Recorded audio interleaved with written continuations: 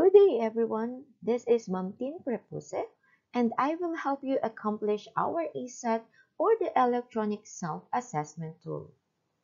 I have been receiving a lot of messages, emails, asking for instructions on how to accomplish the ESAT. And due to insistent public demand, at dahil hindi ko na rin po kayang sagutin isa-isa ang mga messages ninyo from Luzon, Visayas, and Mindanao, kaya naman po, explain na lang po natin sa ating video. Simulan na po natin. Pero ano nga ba ang ESAT? Ang ESAT po is a self-assessment tool that will help us, teachers, to reflect on the different objectives na related sa ating professional work. It will support our schools in analyzing school-wide SAT data para matulungan tayo sa ating mga professional development. And of course, ang resulta po ng ESAT will guide us on which RPMS objective we must improve and the areas where we need coaching and mentoring. Kaya naman, this ESAT must be accomplished phase 1 pa lamang ng ating RPMS cycle, wherein ito po yung performance planning and commitment.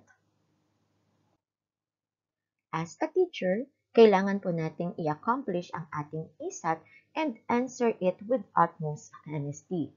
Next is to print the results of the ESAT and keep the record of the printout. I-submit po natin ang soft copy ng ESAT sa ating department head, ICT coordinator, or sa ating school head. After that, i-prepare na po natin ang ating development plan base sa result ng ating ESAT. We can also discuss this result to our rater to come up with the final development plan. Here are the drive links on where you can access the ESAT file. Pwede pong sa Google Drive or sa inyo pong OneDrive. Marami po ang nagre-request ng access to edit. Tandaan, hindi po natin kailangang mag-request ng access. All you have to do is to download the file or save a copy.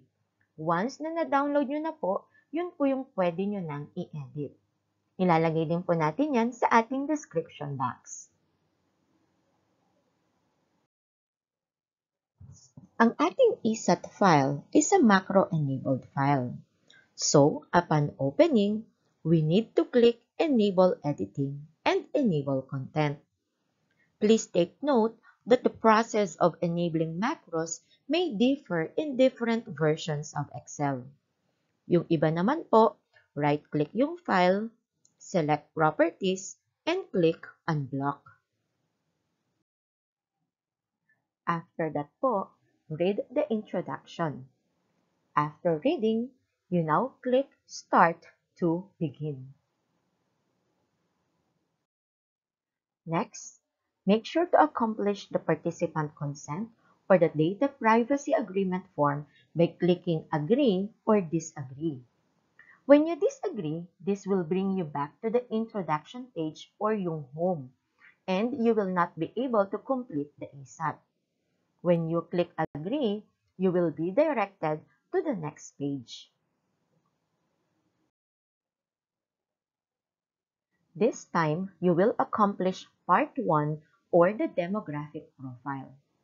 Enter lang po natin all the needed information by either typing it in the empty cells, yung naka-white, or by clicking the drop-down arrow and selecting the demographic information na applicable sa iyo. Meron pong mga instructions in each field.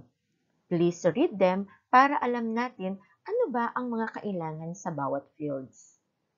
Para sa areas of specialization and subjects taught, you can tick all the boxes that may apply. Click lang po ang Next to proceed to Part 2. Marami rin po ang nagtatanong, wala po ba kayong ESAT file para sa mga highly proficient? Ang sagot po natin ay meron. Actually, we are going to use one ESAT file for proficient and highly proficient teachers.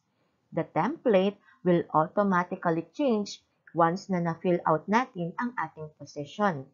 Mapapansin natin na mag-change siya into blue kapag ang position natin ay highly proficient. Otherwise, green lang po siya, which is for proficient. Sa part 2, tick the circle that corresponds to how you rate the objectives this is school year 2022-2023 based on, first, your level of capability, and second, the level of priority for development. Please remember to answer the ESAT objectives honestly. Click Next to proceed to the next page. However, kung may kulang po or hindi complete yung mga answers natin sa part na ito, hindi po siya magpo-proceed sa ating next page. Kung ikaw naman po ay highly proficient, same procedure. You will also need to tick the circle that corresponds to how you rate the objectives based on your level of capability and level of priority for development. Ang part 3 natin ay ang core behavioral competencies. All you need to do is to tick the box of the behavioral indicators that you demonstrated during the performance cycle. Once you are done, click lang po natin ang Save. By clicking Save, you will be asked to set a password to lock your ESAT file. Please remember your password. This will be required to unlock the file for viewing of results. After that, you can now view the summary of your assessment. To print your data, click lang po ang Print. Printout is set to A4 sized bond paper. The printout will be your personal copy. Once you have printed your ESAT data, click Finish. This page will appear. Ibig sabihin po, you have completed accomplishing the self-assessment tool. Submit the soft copy of the file to your department head, ICT coordinator, or school head for consolidation.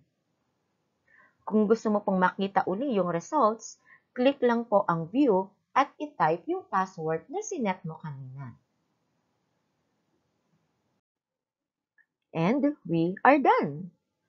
For those asking for the e-consolidation, yes, meron po.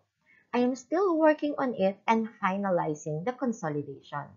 Kaya naman, please do subscribe at huwag kalimutang i-click ang notification bell para updated ka sa ating mga susunod na electronic tools. Again, this is Ma'am Kim Prepuse. Thank you for watching!